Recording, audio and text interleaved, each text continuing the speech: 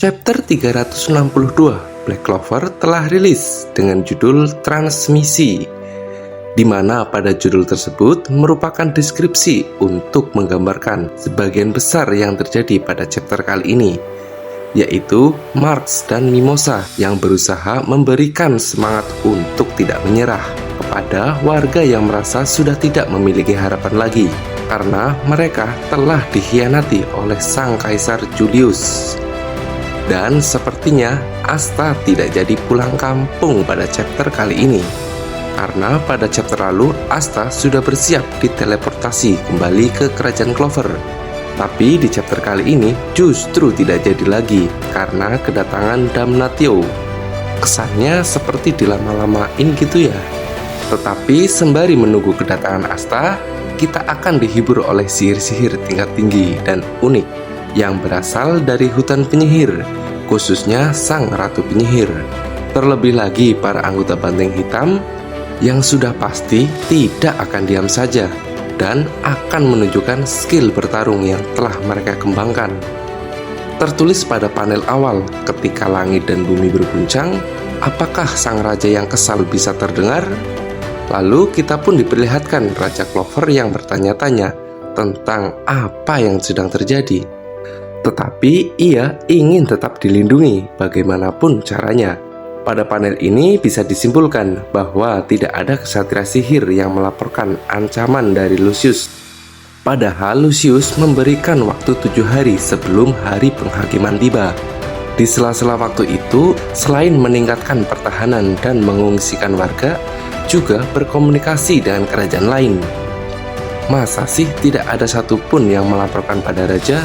Ya, walaupun Raja Clover memang sangat, ya kalian tahu sendirilah ya. Sementara itu, para warga dikejutkan dengan penampilan Kaisar Sihir mereka yang menghajar Kapten Kaiser, sang pemimpin skuad ikan kepala harimau ungu.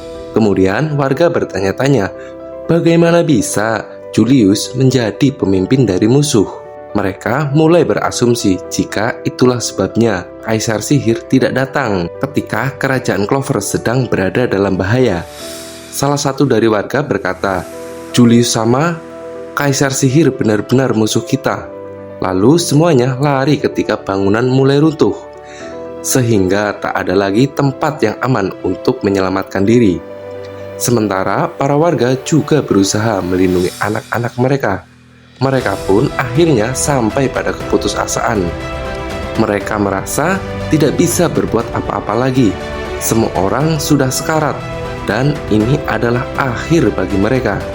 Tiba-tiba saja Marx mulai melakukan transmisi dengan memunculkan dirinya, serta suara yang menggelegar dan didengar oleh para warga. Marx kemudian langsung menggunakan ceramah no jutsu, sembari mengingat bagaimana Julius yang dulunya pernah mengatakan kepadanya bahwa informasi adalah senjata terkuat. Julius saat itu berkata, mungkin akan datang suatu hari di mana sihirmu bisa membantu orang lebih dari apapun. Marx meminta perhatian para warga untuk mendengarkan ceramah no jutsunya, bahwa saat ini kondisi sang Kaisar Sihir sedang diambil alih tubuhnya. Marx berkata, seperti yang telah kalian tahu, kekuatannya sangat besar.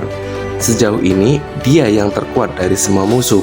Meskipun para ksatria sihir sudah mengetahuinya, namun mereka masih mempertaruhkan nyawa mereka untuk tetap berjuang demi negara ini.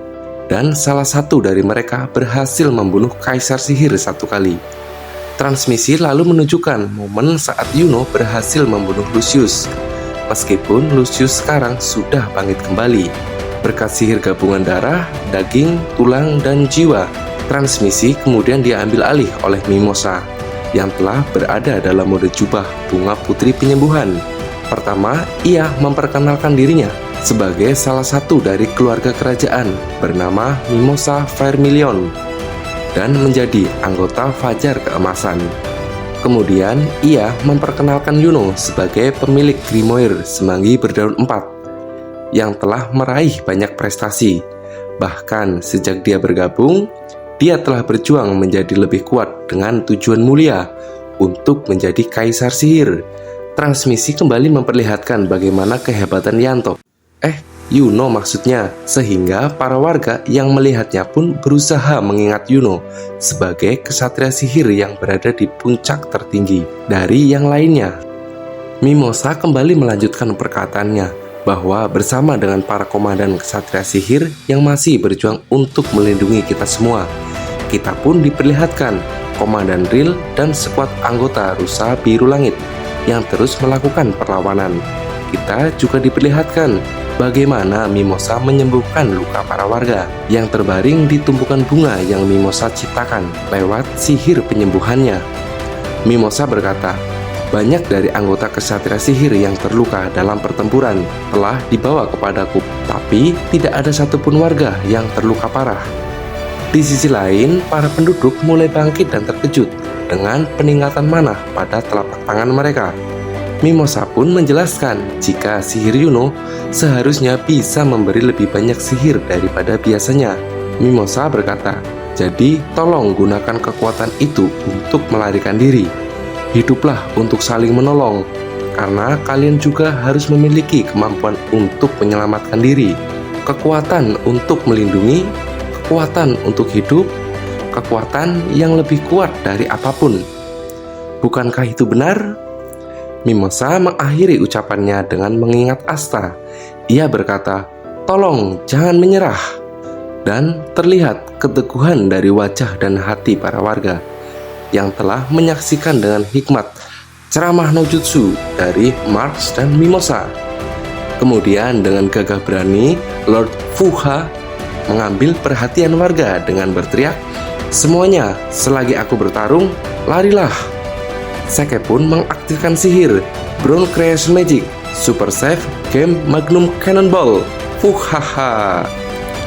Ketika para warga yang mengenalnya mulai merasa kagum, sihir perunggu Seke justru dihancurkan dalam sekejap oleh malaikat tak berkaki. Para warga yang tadinya berlari sekarang berhenti untuk mengkhawatirkan Lord Fuha. Seke yang terbaring di tanah pun berkata dalam hati, jika baginya sangat tidak mudah untuk menjadi kuat, tapi Lord Fuha terus mencoba untuk menjadi kuat. Seke yang gemetaran pun mencoba untuk berdiri, namun suara ngos-ngosan Seke jauh berbeda daripada manusia umumnya. Karena suara ngos-ngosan Seke berbunyi fuhah fuhah. Seke mengingat momen saat Asta membelakanginya dan terus melangkah maju, meskipun Asta harus selalu bangkit dari kekalahan. Seke yang babak belur pun menguatkan mentalnya sembari berkata, belum, aku masih bisa berdiri. Aku masih bisa bertarung sepertimu, Asta. Kembali ke duel antara Lucius melawan Yatno. Yuno maksudnya. Lucius berkomentar, jika ucapan transmisi yang menyebar di seluruh penjuru Clover adalah informasi yang menyesatkan. Pada terjemahannya, Lucius berkata, sophistry, yaitu kata untuk menjelaskan situasi saat menggunakan argumen yang cerdik tapi salah, terutama dengan maksud untuk menipu, bahwa tubuh Julius telah diambil alih oleh pemimpin musuh. Padahal sejak awal Lucius dan Julius adalah dua jiwa dalam satu tubuh. Mereka berbagi fisik yang sama sejak dilahirkan. Julius telah menjadi kaisar sihir alias orang yang paling dipercaya di kerajaan Clover. Dan sekarang Luciuslah yang akan menghancurkan dunia. Jika kebenaran ini diketahui oleh khalayak ramai, maka mereka pasti akan semakin frustasi. Julius kini tenggelam dalam kegelapan, sama halnya seperti Megumi di Jujutsu Kaisen yang diambil tubuhnya oleh Sukuna. Dan hanya Yukita Bata Sensei yang mengetahui apakah kedepannya kita masih bisa bertemu dengan Julius. Kemudian Lucius pun berkata, tidak peduli seberapa banyak kalian berjuang, hasilnya akan selalu sama. Mendengar itu, Yuno hanya tersenyum dan berkata mengejek, begitukah? Kita pun melihat dari jauh bagaimana kerajaan Clover yang diselimuti oleh sihir Yuno bergeser ke daratan Hinokuni. Tampaknya Asta, Ryuya-sama, dan Fumito sedang berada di ruang kesogunan. Asta yang tidak lagi memakai kimononya dan kembali memakai seragam banteng hitam, menghadap kepada sang Shogun Ryuya-sama untuk mempertanyakan bagaimana penglihatan Tengetsunya mengenai persiapan teman-temannya untuk menteleportasi Asta kembali ke kerajaan Clover. Dalam penglihatannya, Ryuya berkata, sepertinya mereka juga sedang bersiap-siap. Tapi, apa yang terjadi? Orang ini beralih ke hutan penyihir, di mana Vanessa, Dorothy, dan Ratu Penyihir mulai melakukan sihir tingkat tinggi untuk menteleportasi Asta. Vanessa sudah bersiap untuk memulai ritualnya, sementara Finral terlihat berada di pusat lingkaran sihir sebagai pemilik magic spasial. Namun tiba-tiba saja wajah Magna dan Luck terlihat menjadi waspada. Magna merasakan tekanan dari sebuah kekuatan sihir yang muncul. Dan ya, lagi-lagi perjalanan mudik Asta bakal ditunda. Itu karena kedatangan Damnatio sebagai paladin yang selalu membawa timbangan kemana-mana. Terlihat keempat tanduknya seperti pilar yang berukuran sama. Di sini kita belum dikasih info lebih lanjut mengenai sosok iblis yang telah dimurnikan untuk Damnatio. Tetapi sangat menarik untuk menghubungkan antara tanduk pilar Damnatio sebagai simbol keadilan, mengingat Damnatio sangat ketat dalam aturan. Apalagi timbangan yang selalu ia bawa akan menunjukkan bagaimana memutarbalikkan hal yang baik dan buruk. Dan hal ini memanipulasi pikiran bahwa Lucius sebagai penyelamat dunia, padahal yang sebenarnya Lucius lakukan hanyalah melakukan kehancuran. Damnatio yang melayang bersama malaikat tak berkaki juga memulai khotbahnya dengan berkata, biarkan keadilan ditegakkan kepada kejahatan yang berani mengganggu ketertiban. Dan chapter pun berakhir dengan catatan editor bahwa malaikat Damnatio telah tiba. Ini sih udah pasti Damnatio akan dikeroyok oleh para anak berandalan banteng hitam. Ataukah kekuatannya memang semengerikan itu, sehingga cukup dia sendiri saja yang datang ke hutan penyihir? Jika diperhatikan kembali di ruang kesogunan Ryuya-sama, kita tidak melihat adanya ketujuh Ryusen. Apakah ini berarti hanya Asta yang akan mudik?